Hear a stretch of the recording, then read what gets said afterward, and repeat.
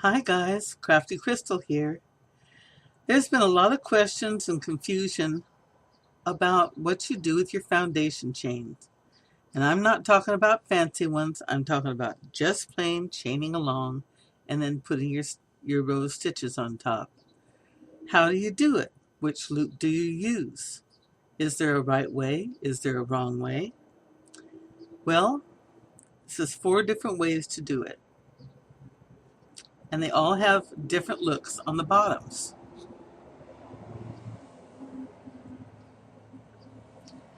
See if I can get it in here right. See this one? The bottom has a nice flat chain look on the bottom that looks exactly like loops on the top. See there?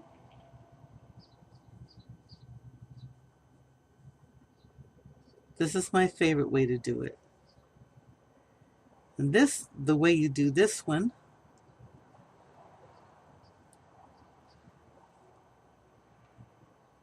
you have your regular chain here, and on the back you have the little bumps.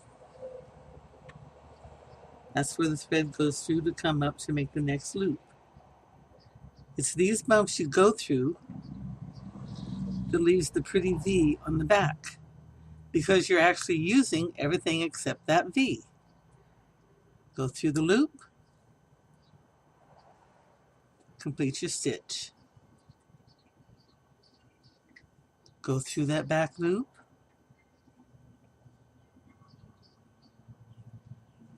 complete your stitch. These are half double crochets. Wrap, stay wrapped, there you go. Go through the loop, little back bump there, bring your loop up, and you end up with a very pretty edge. Now this is useful for a couple of things. I like to have a nice strong even edge if I'm going to add a border, and that's what I get. A nice strong even edge. See here? See how nice that is? Nice and strong.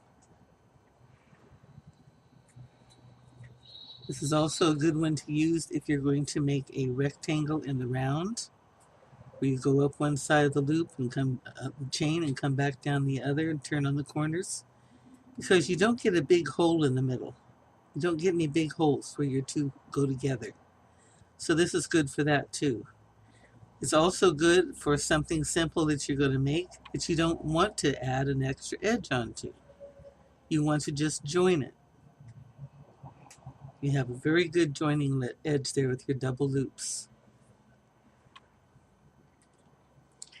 Now this one has a different look. Just has kind of like a scalloped edge on it. In the back of it, you can see where the stitches came down and left just the one loop on the bottom.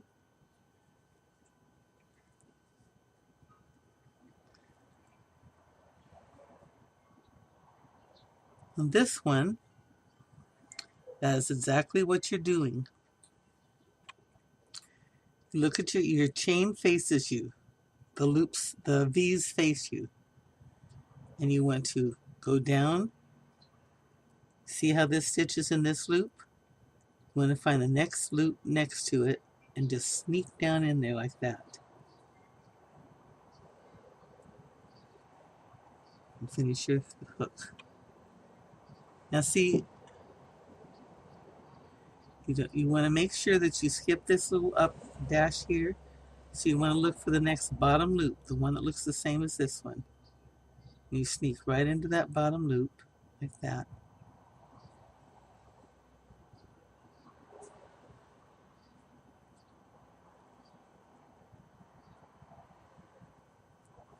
It's very hard to look at the monitor and this at the same time. Just like that.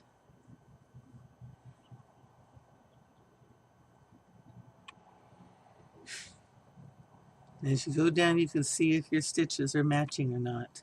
I think I went through half half a chain on that one.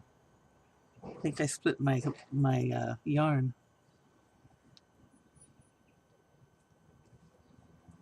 Okay, so that's how you get that look. Looks like this on the back. Looks like this on the front.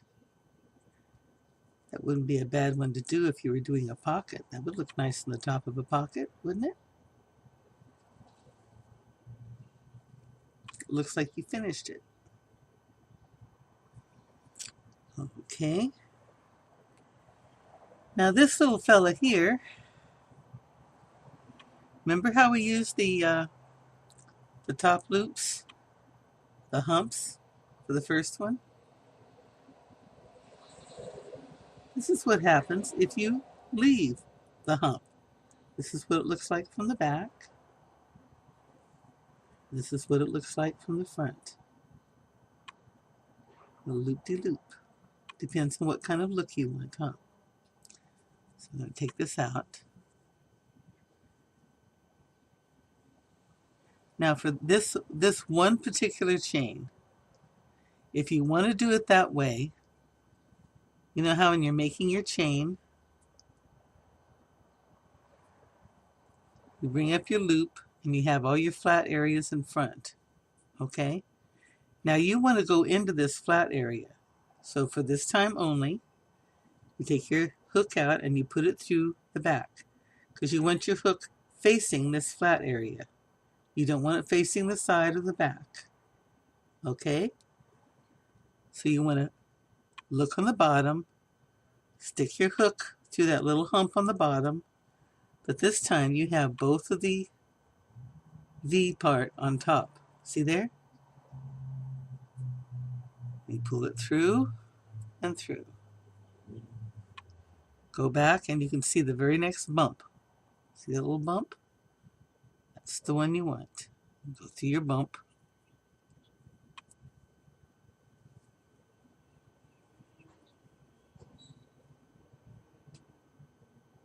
I'm going ahead and do all these so that you can look at them all together.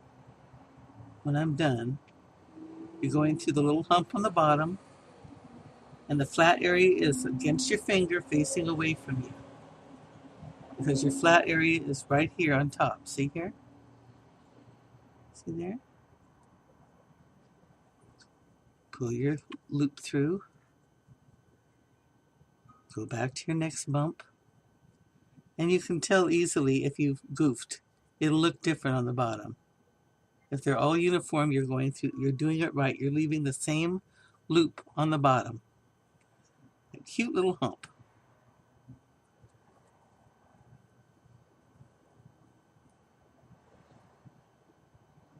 With some of these at the very end of the chain, you can get a little confused as to which one you went to. But not so with the last one. Because you have your humps, and look here, right sticking out, right where you can see it, your little hump. Go down in there. You can double check if you like to make sure you have your V on top.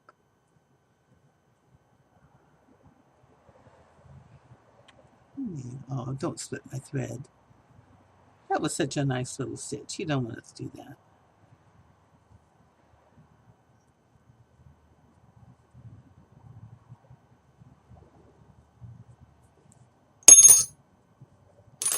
There we go.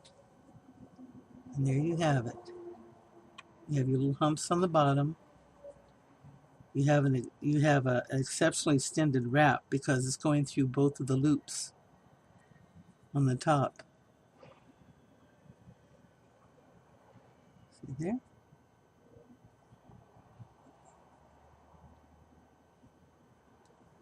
Okay.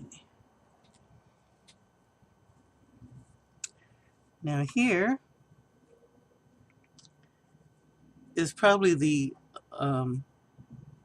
one of the least ones you want to do if you're going to come around the other side of the thread, the other side, and do a do like the bottom of a bag, because this does spread apart quite easily, and you're going to have this little line of holes on the bottom. Other than that, it's not a bad way to end it. To begin it, I mean. This is what your edge looks like. It's probably the flimsiest of all the edges.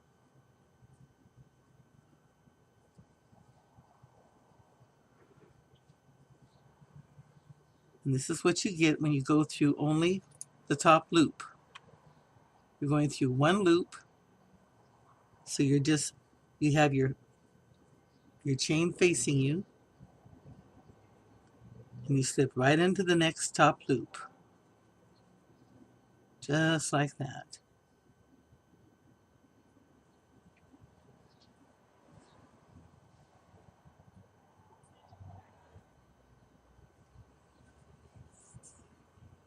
Always make sure the flat is facing you.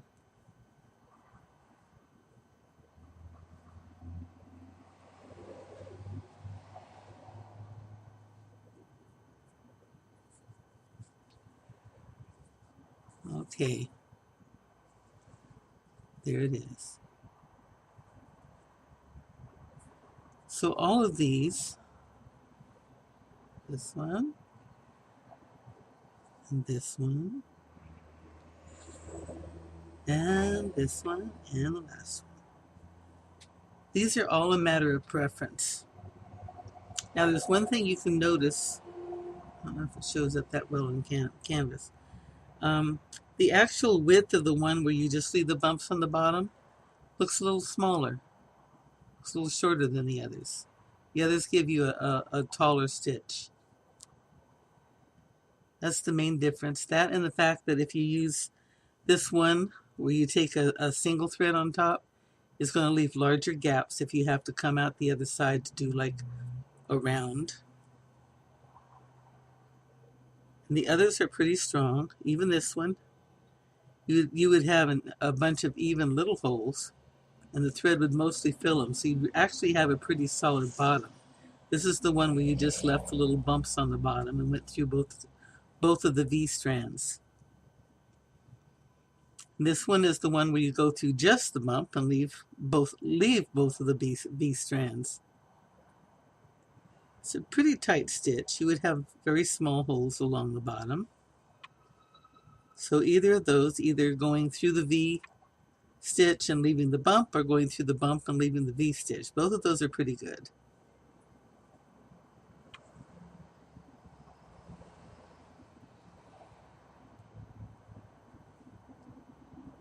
This is the one where you go through the V. Which are you? You are the one where...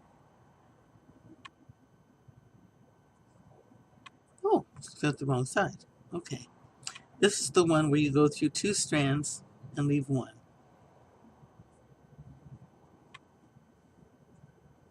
And this is the one where you go through the hump.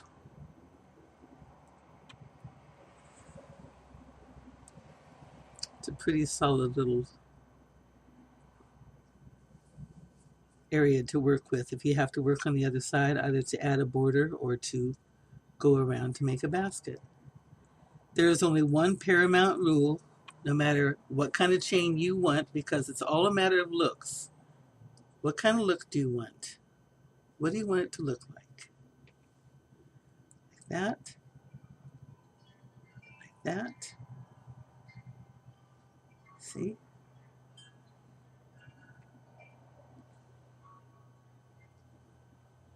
The paramount rule is this: do not let your chain turn. If you start out with your chain in one way,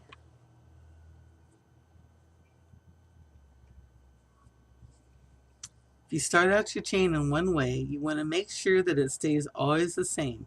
You don't want twisting and turning, so that you're doing this part of the chain one time and this part of the chain another time. If your edge twists, it's never going to look nice, and it's not going to be an even look, even if you go back and do a border on it. So there's really is no wrong or right way to do it. It's all slightly different looks, and it's aesthetic. How do you want it to look? How do you like your project to look?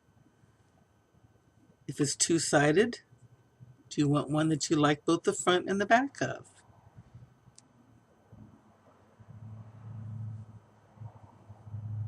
They all look pretty close to the same on the back. This one where you go through the back hoop actually looks the same front and back on the edge. You have your nice even edge here, your nice even edge here. This one, you have your bottom loops. They're tighter on front, a little farther back on the back. That's the one where you go through the two loops and just leave the loose bottom one.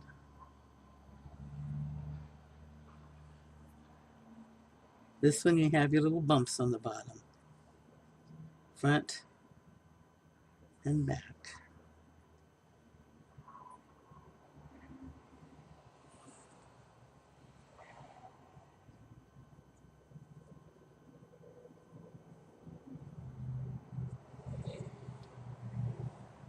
And this is the one where you went through